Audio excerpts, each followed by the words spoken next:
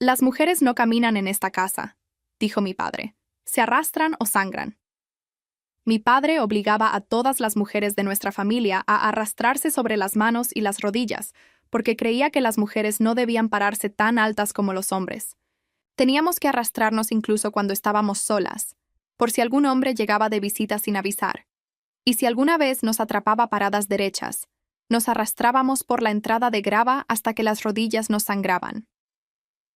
La regla de arrastrarnos empezó cuando yo tenía 14 años, después de que mi tío comentara que mi hermana Naomi estaba creciendo mucho. Ya casi está tan alta como tú, le dijo mi tío a papá, y vi cómo el rostro de mi padre se oscurecía. Cuando mi tío se fue, papá señaló el piso. De ahora en adelante, las hembras se arrastran en esta casa. Se acostumbraron demasiado a caminar erguidas, como si fueran iguales a los hombres. Pero tenemos que cocinar, limpiar y cargar cosas, dijo Naomi. ¿Cómo te atreves a cuestionarme? Caminar es un privilegio masculino. Si vuelvo a atraparte parada derecha, te arrastrarás por la grava hasta que pueda verte el hueso. La primera semana solo se nos amorataron las rodillas. Para la tercera semana, teníamos callos que se abrían en heridas que no sanaban porque no podíamos dejar de apoyarnos en ellas. Yo dejaba rastros de sangre en el piso de la cocina y tenía que limpiarlos mientras seguía arrastrándome. Las muñecas de Naomi le fallaron después de un mes y trató de arrastrarse sobre los antebrazos. Papá le dio una patada en las costillas. Eso es arrastrarse con flojera. Usas las palmas como Dios lo ordenó, o te rompo cada hueso de las manos. Teníamos que empujar los cestos de ropa con la cabeza. Cocinábamos estirando los brazos a ciegas hacia estufas que no podíamos ver. Y me quemé tantas veces que los brazos parecían carne cruda. Papá nos miraba batallar y se reía. Tal vez ahora entiendan por qué Dios las hizo inferiores. Mamá nunca nos defendió porque ella llevaba años arrastrándose. Su columna estaba curvada en una joroba permanente. Cuando los amigos de papá venían de visita, servíamos las bebidas arrastrándonos con las charolas balanceadas sobre la espalda. Uno preguntó si éramos perras entrenadas, y papá se rió. Los perros son leales. Estas son solo hembras aprendiendo cuál es su lugar. Tiraban la comida a propósito para vernos limpiarla. Después de 2 años, mi cuerpo estaba destruido. Mi columna tenía fracturas por compresión. Mis rodillas eran heridas infectadas que supuraban a través de la ropa. Ya no podía recordar lo que se sentía estar parada a derecha. La columna de Naomi se había curvado tan feo que se le notaba a través de la blusa. Papá decía que era Dios moldeándola de nuevo en la forma femenina apropiada. Cuando ella lloraba del dolor, él le decía que debía estar agradecida por la transformación. Y papá anunció que el pastor Vernon y los ancianos de la iglesia vendrían a cenar con sus esposas. Esta es su oportunidad de mostrarles cómo se ve realmente la sumisión bíblica, dijo papá con orgullo. La noche de la cena, mamá pasó 2 horas en la cocina arrastrándose entre la estufa y la mesa, calentando los platos que papá había escogido. Costillas asadas, frijoles refritos, arroz blanco. Naomi y yo nos arrastramos por turnos para sacar las cosas del horno. Mis rodillas dejaron una mancha nueva en el linóleo. La limpié con la blusa. A las 7 tocaron la puerta. Papá estaba parado en la entrada con camisa blanca planchada, sonriendo como yo no le había visto sonreír en años. El pastor Vernon entró primero, alto, barba blanca recortada, las manos cruzadas sobre el cinturón. Detrás de él, 3 ancianos con sus esposas, todas con vestidos largos hasta el tobillo, 2 pasos atrás de sus maridos. Una de ellas se quedó parada al lado de la puerta mirándome, ojos azules abiertos. Yo estaba arrastrándome con la charola de copas de vino para llevarla a la mesa. Ella se llamaba Margaret. No dijo nada, pero la boca le tembló un segundo antes de que volteara la cara hacia la pared. «Hermanas en Cristo, miren», dijo papá. Así se ve una casa cuando el hombre tiene autoridad. El pastor Vernon asintió despacio. «Hermano Héctor, esto es lo que tantas familias han perdido.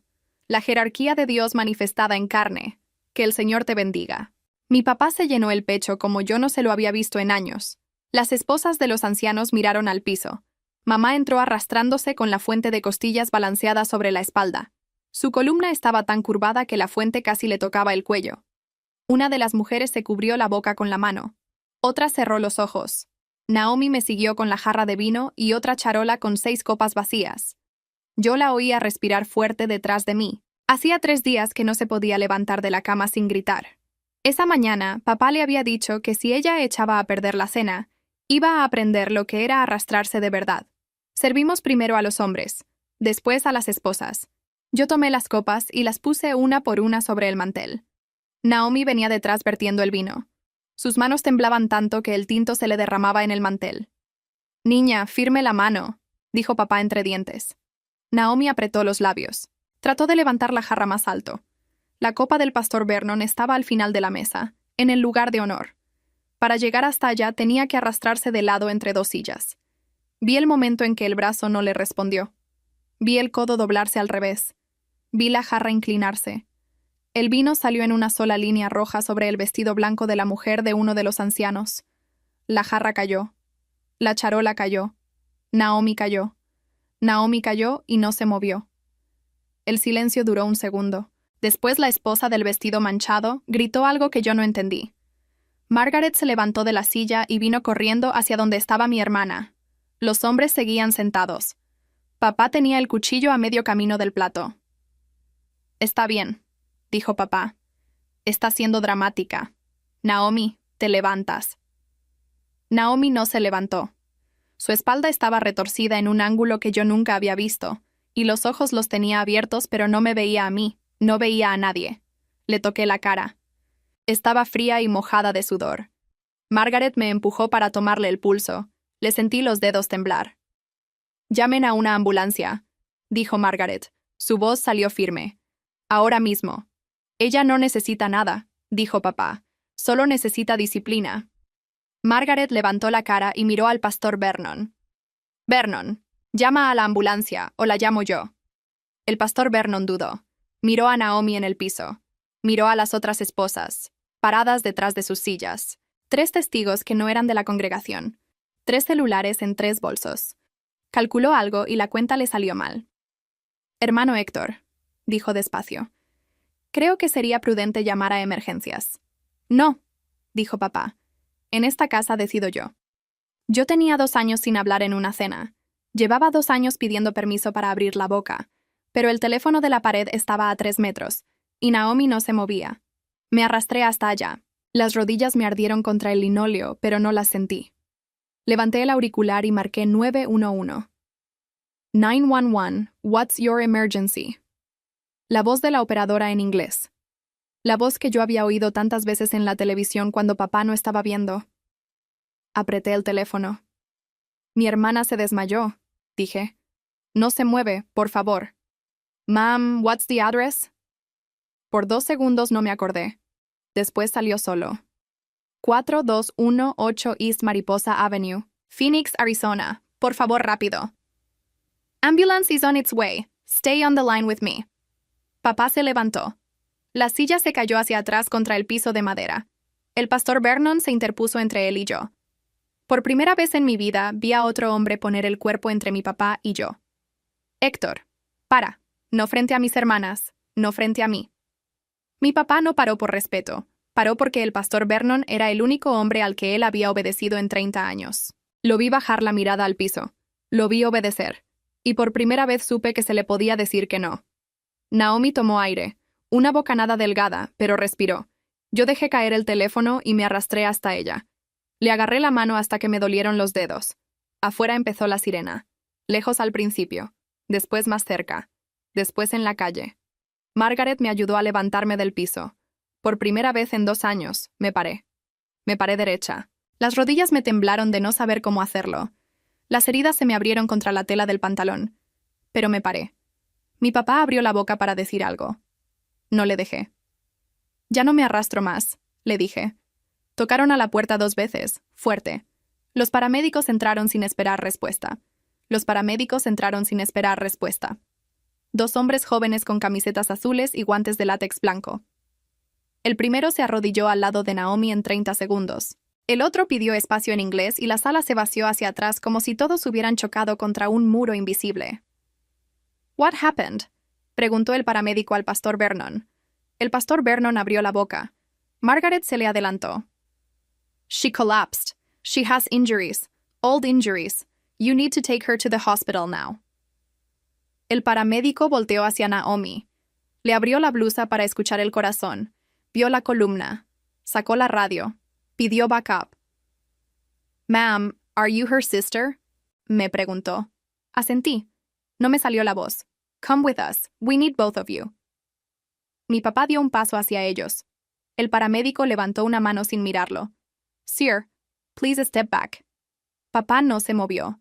El segundo paramédico, el que estaba junto a la radio, se enderezó. Le sacaba media cabeza a mi papá. Habló con voz tranquila pero clara. Sir, we're taking these two to the hospital. You can follow in your vehicle if you want.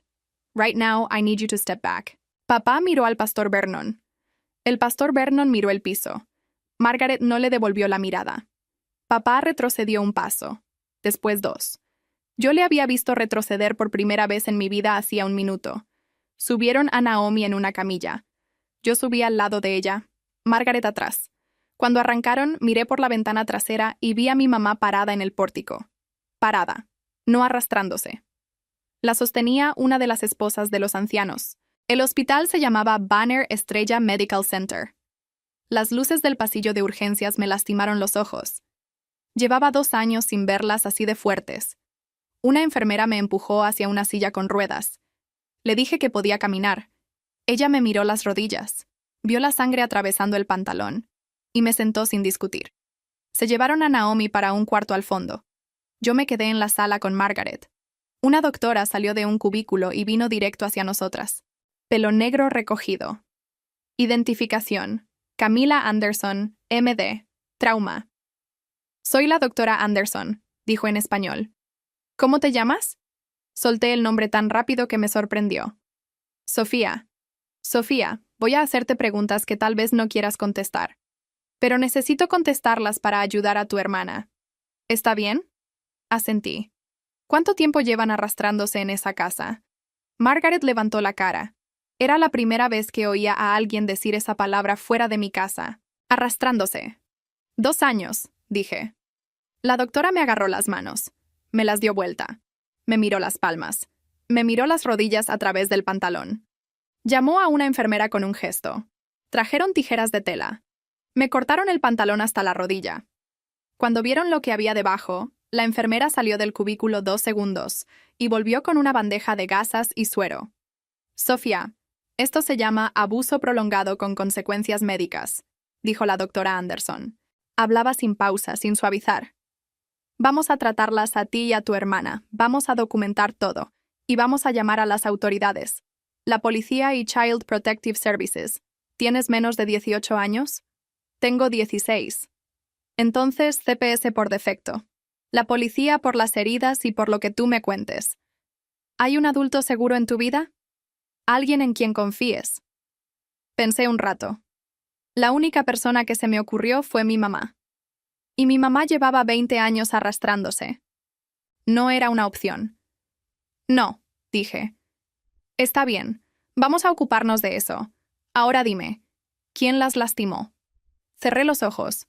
Mi cuerpo se acordaba de cada vez que había dicho el nombre de mi papá en voz baja. Pedir permiso, pedir comida, pedir agua, pedir perdón. Mi papá. ¿Cómo se llama? Héctor Mendoza. ¿Y tu hermana? ¿Tu mamá? Naomi Mendoza, 14 años. Mi mamá se llama Esperanza Mendoza. Ella también está arrastrándose desde antes de que yo naciera. La doctora Anderson le pasó una tablilla a la enfermera.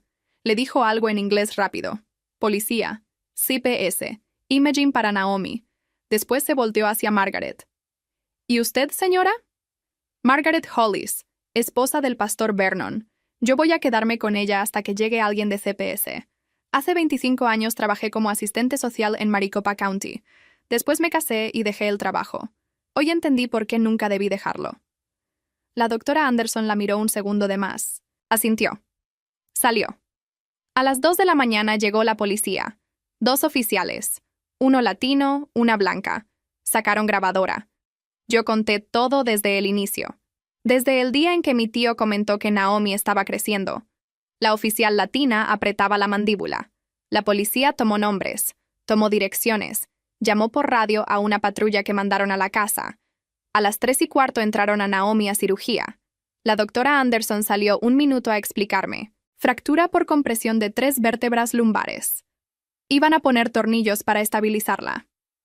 Cirugía de 4 horas. Recuperación incierta. Probablemente iba a caminar otra vez, pero iba a doler durante años. Iba a hacer otra vida. A las 5 entró una mujer de Child Protective Services. Linda Walker. Me explicó lo que iba a pasar conmigo y con Naomi cuando saliera de cirugía. Me ofreció un café del vending machine que no me tomé. A las 6 volvió la oficial latina. Tenía cara de no haber dormido. Sofía, tu padre está detenido. Múltiples cargos. Tu madre está en el hospital también. Vino con otra patrulla. Está estable. Te quiere ver cuando puedas. ¿Mi mamá vino? Tu mamá lo siguió hasta acá, caminando. Le tomó 40 minutos. Llegó descalza. Algo dentro de mí se rompió ahí. No me había roto en la sala. No me había roto en la ambulancia. Pero la idea de mi mamá caminando 40 minutos descalza por la noche de Phoenix para alcanzar a sus hijas me rompió. Lloré por primera vez en 2 años. Lloré sin pedir permiso. Margaret me apretó la mano fuerte. A las 7:30, una enfermera vino a buscarme en silla de ruedas. Me llevó por 2 pasillos. Olía a alcohol y a sopa de hospital. Cuando abrió la puerta del cuarto, mi mamá estaba sentada en una cama. Sentada, con la espalda apoyada contra 2 almohadas. La columna seguía curvada, pero la cabeza la tenía levantada por primera vez en años. Me vio. Lloró sin sonido. Abrió los brazos. Me arrastré para llegar a ella porque no sabía hacerlo de otra forma. Una enfermera me ayudó a subir a la cama. Mi mamá me agarró la cara con las 2 manos y me dijo algo que llevaba 20 años sin poder decir. Perdóname. Naomi salió de cirugía a las 8 de la mañana. La doctora Anderson me lo dijo en el pasillo. Estable, sedada. Iba a estar en cuidados intensivos 48 horas. Después iban a evaluar movimiento de piernas. ¿Va a caminar?, le pregunté. La doctora Anderson tardó en contestar. Probablemente sí, pero con dolor.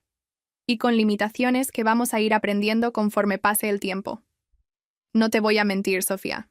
Tu hermana va a tener una vida diferente a la que iba a tener. Asentí. Yo no sabía qué vida iba a tener Naomi antes. Llevaba 2 años sin imaginar futuros. Imaginar futuros era una cosa que se hacía estando parada. Las primeras 2 semanas las pasé en el cuarto de Naomi. Linda Walker, la mujer de CPS, me consiguió un colchón inflable que cabía entre la cama de Naomi y la pared. Dormía ahí, con la mano metida entre los barrotes de la cama tocándole el brazo a mi hermana. Las enfermeras me dejaban quedarme porque la doctora Anderson firmó un papel. Mi mamá estaba en otro piso del mismo hospital. La movieron a un cuarto de rehabilitación a los 3 días. Le diagnosticaron 5 vértebras fracturadas en distintas etapas de calcificación, 15 años de fracturas por compresión sin tratamiento. El ortopedista dijo que la columna iba a quedar curvada para siempre, pero que con fisioterapia agresiva iba a poder estar de pie sin dolor en 6 meses. Mi mamá lloró cuando le tradujeron eso. Yo lloré cuando me lo contaron a mí. Subí a verla todas las tardes. Le llevaba pudín de chocolate del comedor. Se lo daba con cuchara. Hablábamos poco. Ninguna de las dos sabía qué hacer con tantas palabras. ¿Te acuerdas de cuando me cantabas?, le pregunté un día. Ella levantó la cara. ¿Cuando eras chica? Sí, antes de las reglas. Me cantabas una canción de un río. Mi mamá pensó. Pensó tanto que pensé que se iba a dormir. Después abrió la boca y cantó 4 versos en voz tan baja que casi no la oí. Una canción sobre un río que llevaba flores blancas. Cuando terminó, ya estábamos las 2 llorando otra vez. A Naomi le retiraron la sedación al 4.º día. Abrió los ojos. Me miró. No habló. Yo le acerqué la cara para que me viera de cerca. Estás en un hospital, Naomi. Te operaron de la espalda. No te asustes. Ella asintió. Cerró los ojos. Volvió a abrirlos. ¿Papá? En la cárcel.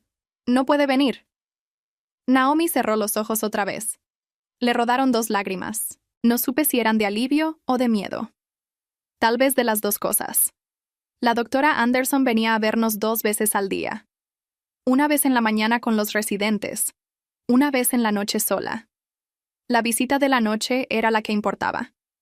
Se sentaba en la silla al lado de mi colchón inflable y me preguntaba cosas que no tenían que ver con Naomi. ¿Qué comía? Si dormía, si tenía pesadillas, si pensaba en mi papá. Una noche le pregunté yo a ella. ¿Por qué se queda hasta tarde con nosotras? La doctora Anderson tomó aire. Porque mi mamá llegó a Phoenix con 14 años, sola. Trabajó en limpieza 9 años para que yo pudiera ir a la escuela. Cuando entré a medicina, me dijo que un día yo iba a estar parada al lado de la cama de alguien que se parecía a ella, y que cuando ese día llegara, me iba a quedar lo que hiciera falta. Llevo 12 años de trauma, y este es el día. No le contesté. No supe qué decir. A los 10 días, Naomi se sentó por primera vez. La fisioterapeuta la sostuvo. Naomi gritó. Después se rió. Después lloró. La fisioterapeuta le dijo que las 3 cosas eran normales y que iban a pasar muchas veces. A los 14 días, le dieron la opción de tratar de pararse con un andador. Lo intentó.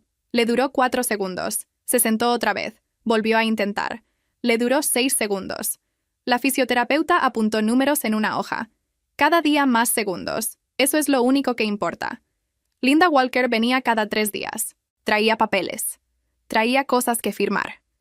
Me explicó que mientras Naomi estuviera hospitalizada, yo podía quedarme con ella. Cuando la dieran de alta, había 2 opciones. Foster care, mientras evaluaban a mi mamá. O un permiso temporal para vivir con un adulto seguro, si encontrábamos uno. Margaret venía todos los días. A veces con su esposo, el pastor Vernon. A veces sola. El pastor Vernon no me hablaba. Se sentaba al lado de Naomi y leía un libro. Una vez me trajo un brownie del Starbucks del piso de abajo. Me lo comí entero sin dejar de mirarlo. Él no levantó la cara. A los 20 días, Margaret se sentó en el colchón al lado mío. Tenía los ojos rojos. Sofía. Linda me dijo que necesitas un adulto seguro. Yo quiero ser eso. Para ti y para Naomi. Mi casa tiene 3 cuartos. Mi esposo está de acuerdo. Si tú aceptas. La miré. La miré bien. La mujer que había llamado a la ambulancia cuando mi papá decía que Naomi solo necesitaba disciplina. La mujer que había dicho, Vernon, llama o llamo yo. La mujer que 25 años atrás había sido asistente social en este mismo condado. ¿Y mi mamá? Tu mamá también, cuando le den de alta. Tenemos un cuarto en la planta baja para que no suba escaleras. No le contesté con palabras. Le di la mano. Me la apretó 2 veces. Esa noche, cuando la doctora Anderson vino a su visita, le conté. Margaret nos va a recibir a las 3. La doctora Anderson sonrió por primera vez desde que la había conocido. Bien, entonces necesito decirte algo más. Cuando salgan del hospital voy a quedar como tu médico de seguimiento. Por las rodillas, por la columna, por la cabeza, por las pesadillas que vas a tener.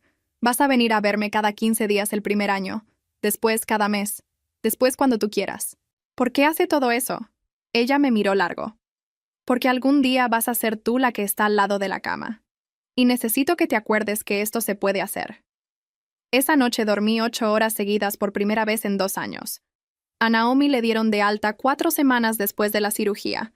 Salió del hospital con un corset toracolumbar de plástico que iba a usar 3 meses y una bolsa con 16 frascos de medicamentos. La fisioterapeuta nos pasó un calendario con 2 sesiones por semana durante un año. A mi mamá le dieron de alta el mismo día. Las 3 salimos juntas por la puerta de urgencias. Margaret nos estaba esperando con una Suburban estacionada en el carril de pacientes. La casa de Margaret quedaba en un fraccionamiento al norte de Phoenix. 4 recámaras. Garage doble. Una piscina chica en el patio que Margaret había mandado limpiar la semana anterior. El cuarto que nos dieron a Naomi y a mí tenía 2 camas individuales con cobertores azules y una ventana que daba a un naranjo. La primera noche, Naomi y yo nos quedamos mirando el techo sin hablar durante 2 horas. No estábamos en el piso. Nadie nos había dicho que tuviéramos que arrastrarnos. La cabeza no entendía todavía. Las cosas con el pastor Vernon eran raras desde el principio. Él se levantaba a las 6, se iba a la iglesia, volvía a las 9 de la noche. Cenaba con Margaret a solas. A nosotras 3 nos saludaba con la cabeza. Margaret nos llevaba a la fisioterapia en la mañana y a la terapia psicológica en la tarde. Linda Walker venía cada 15 días con papeles nuevos. Mi mamá empezó a usar bastón a la 6ª semana. Empezó a cocinar a la 7ª. Cocinaba parada, derecha, frente a la estufa.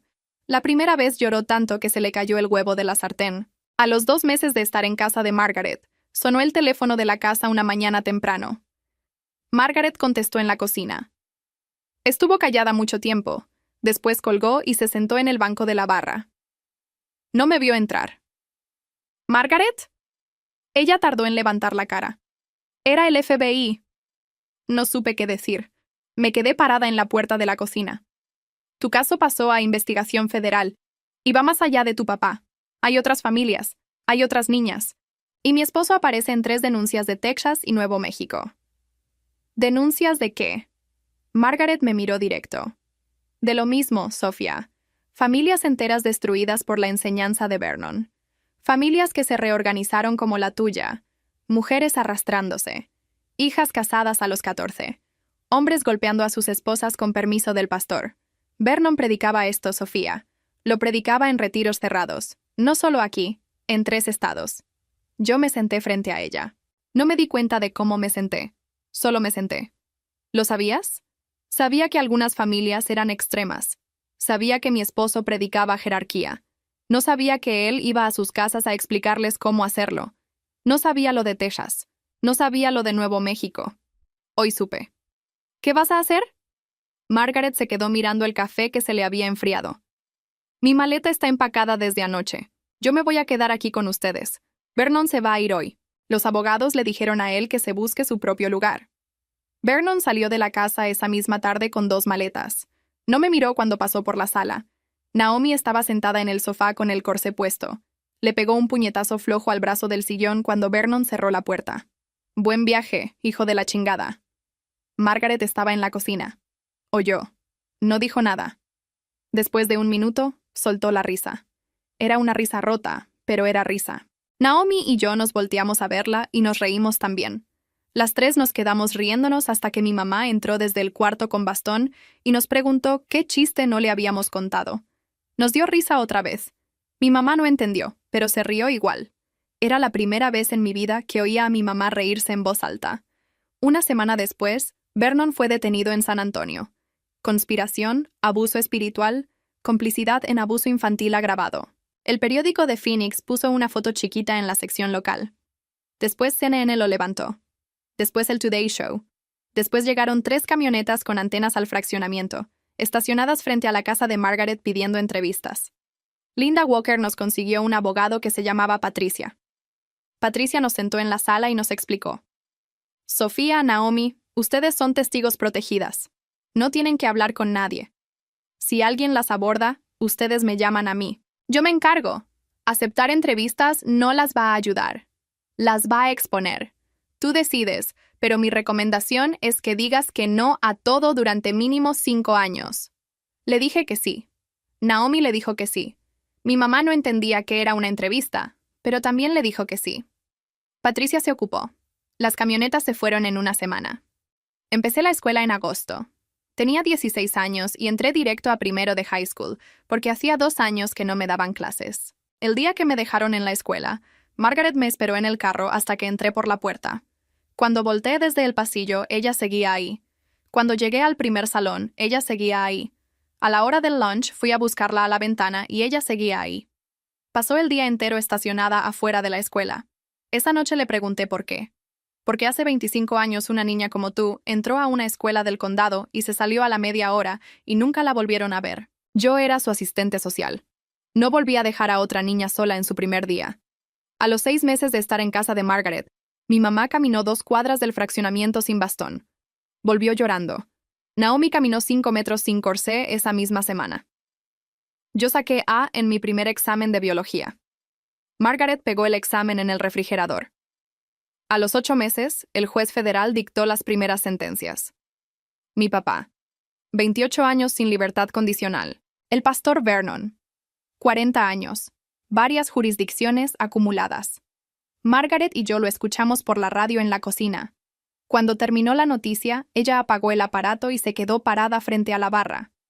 No lloró. Me apretó el hombro. Sofía, termínate la tarea de química. Me terminé la tarea de química. 7 años pasan rápido cuando todos los días tienes algo que hacer. Yo terminé high school con honores.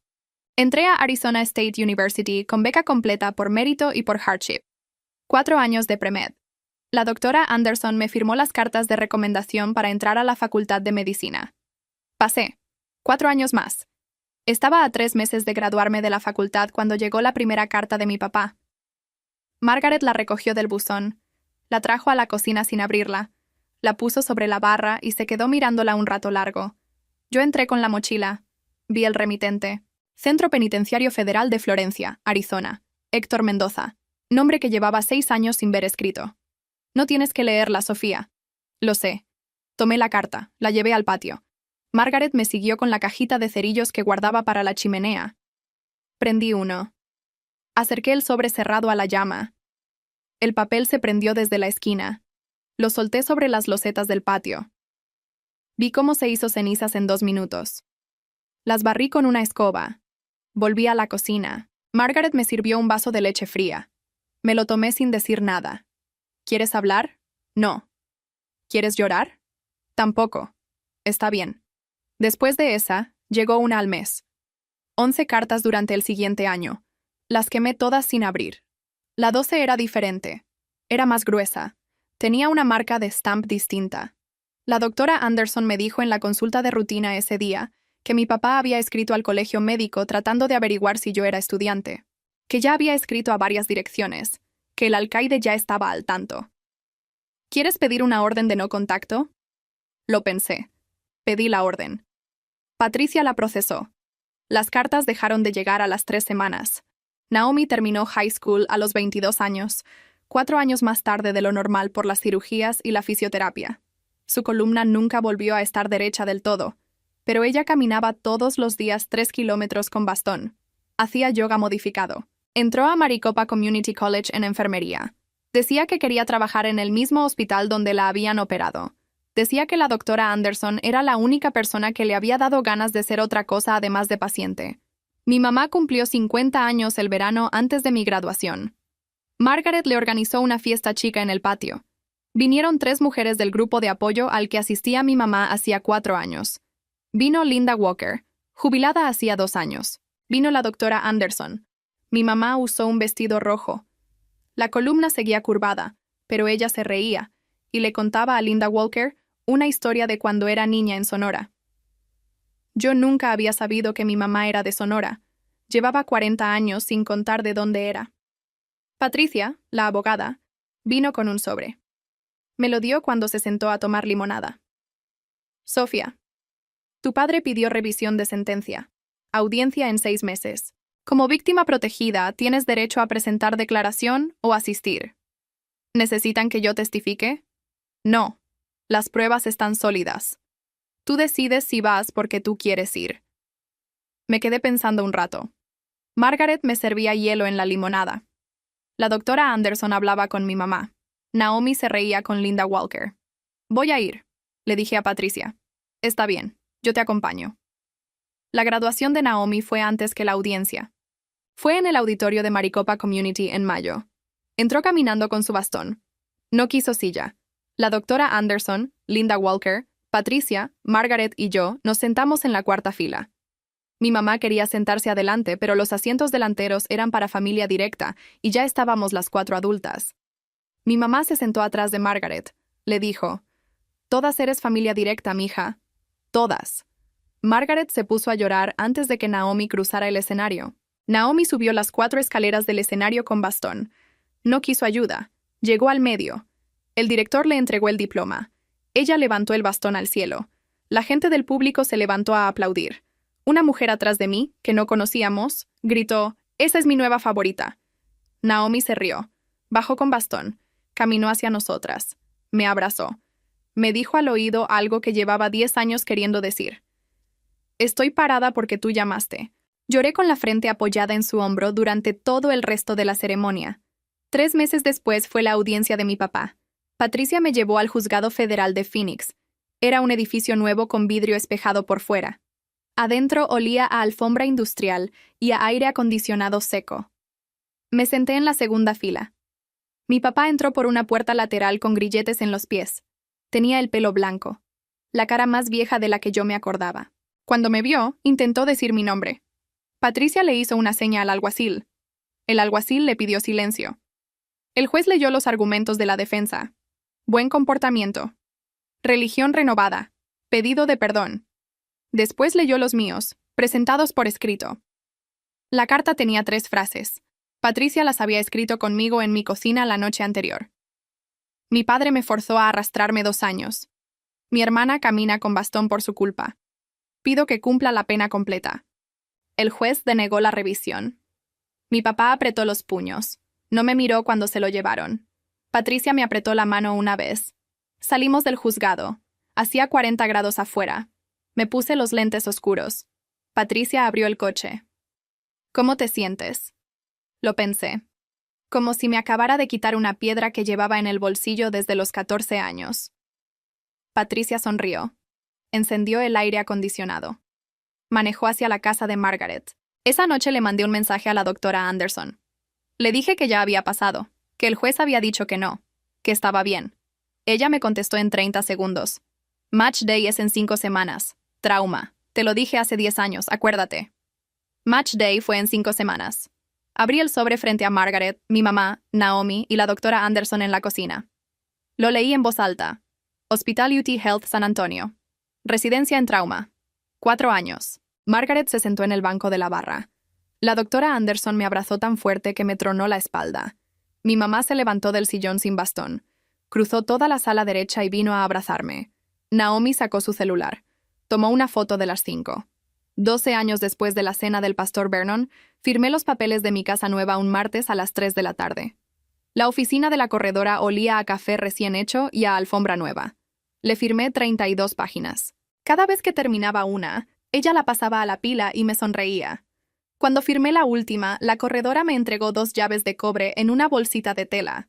Me dijo que la entrega oficial era en 3 días, pero que si quería pasar antes a medir cuartos, yo podía. Me dio el código del garage. Esa misma tarde manejé hasta la casa.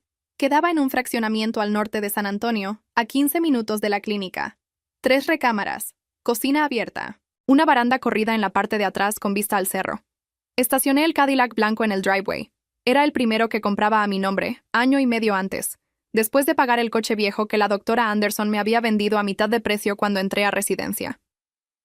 Caminé por la casa vacía con las llaves en la mano. Mis pasos hacían eco contra el piso de madera. La cocina daba al patio.